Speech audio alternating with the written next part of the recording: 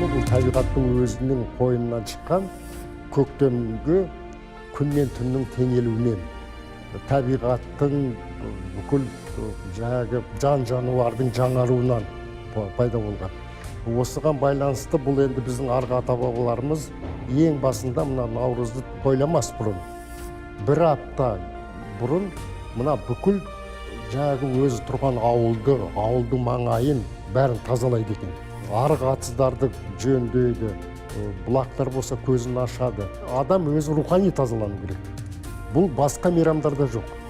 Рухани жаңа біреумен ұрсықпаса, біреуге жаман ойласа, біреумен жаңа кек сақтап жүрсе, осының бәрі жойылу керек. Қыс бойы жаңағы көшпенді әбден сол қыстың қытымыры қыстан шыққаннан кейін бұл бір-біріменен араласып көріседі, содан кейін кісілерден бата алады. Наурыздың бір ерекшелігі сол үлкен атаққа неден бата алсаң, сол өмір бір жыл сол өзің бақытты болады дейді.